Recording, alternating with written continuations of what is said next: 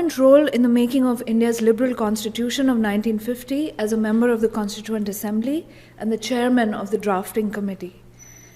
Fewer Indians might also be aware that Ambedkar founded a sect of Protestant Buddhism called the Navayana, literally the new way or the new vehicle. In recent years, other highlights of his life, which spanned the years from 1891 to 1956, are slowly becoming common knowledge. That he was very highly educated, with graduate degrees from Columbia University and the London School of Economics. That he was a scholar as much as a politician, and wrote several learned books. That he was a younger contemporary of Gandhi, and that the two did not see eye to eye.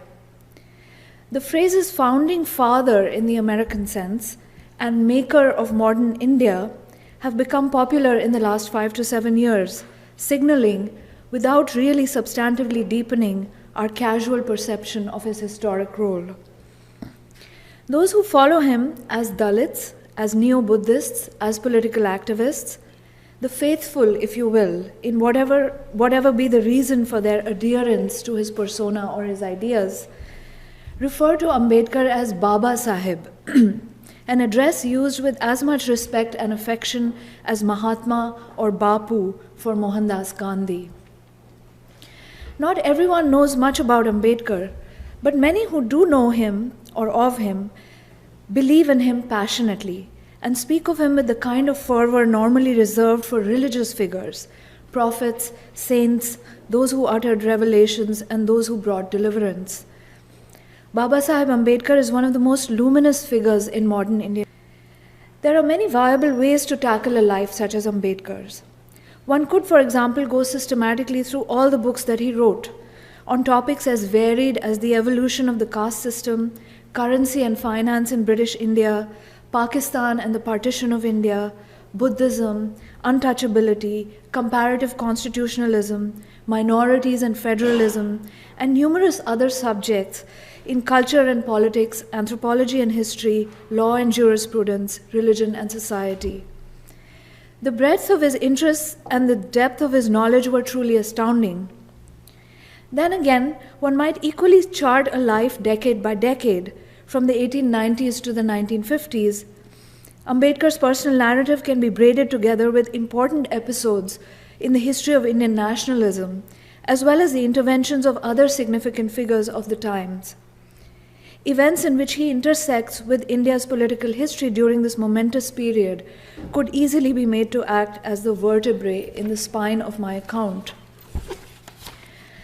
One conceivable approach that is extremely au courant is to build an entire life around Ambedkar's disagreement with Gandhi, an interpersonal conflict between the two giants of the age that adumbrates and highlights much of the debate about how to address social inequality and how to ensure social justice in India throughout the 20th century and into the present moment.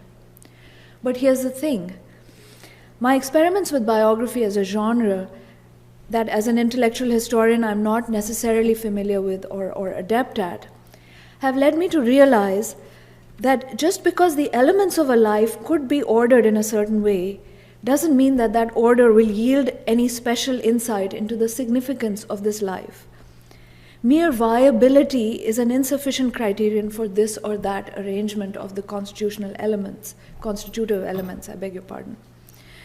What we need is to be able to grasp the intrinsic raison d'etre of this person's life as a historically consequential narrative.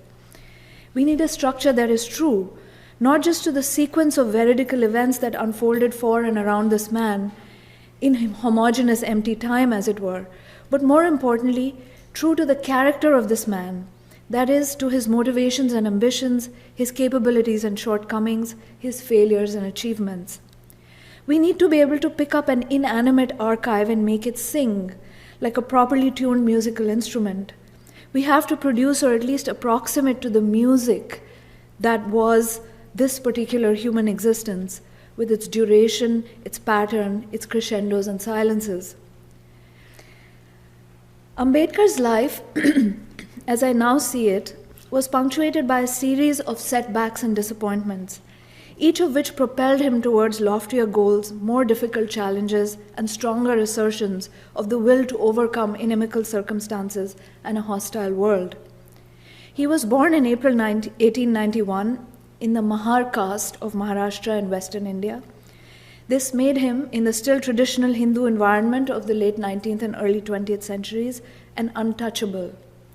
He was gifted with extraordinary intellectual powers, an ambitious father, encouraging teachers, and a royal benefactor, all of which together ensured that he went to college in Bombay and then won a scholarship to Columbia University, a first for anyone of his background.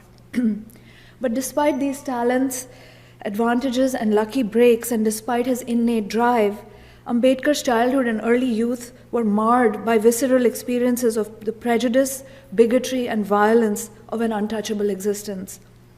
He couldn't sit next to his upper caste classmates. He was denied food and water for long days at school because his very touch was considered polluting. He was not permitted to study Sanskrit at university because of his ritually debased caste status. Instead, he majored in English and Persian, which was just as well. And his everyday life was riddled with the insults, segregation, and physical abuse that was routine for members of his caste. Nevertheless, at the recommendation, interestingly, of a couple of his Brahmin professors, the scion of the nearby princely state of Baroda, the Gaikwar Maharaja, decided to fund his higher studies. In the late summer of 1913, the young man found himself in Morningside Heights on West 114th Street between Broadway and Amsterdam, very far indeed from India and its cruel and senseless humiliations. With the perseverance and grit so characteristic of his temperament, Ambedkar raced through an MA and a PhD in anthropology and political economy, writing master's and doctoral theses that would in very short order be published as his first scholarly article and book, respectively. His advisor was one Edwin Seligman, but as luck would have it, who should be spending those years on Columbia campus but John Dewey, the great American educationist, pragmatist, and liberal philosopher who was associated mostly with the university.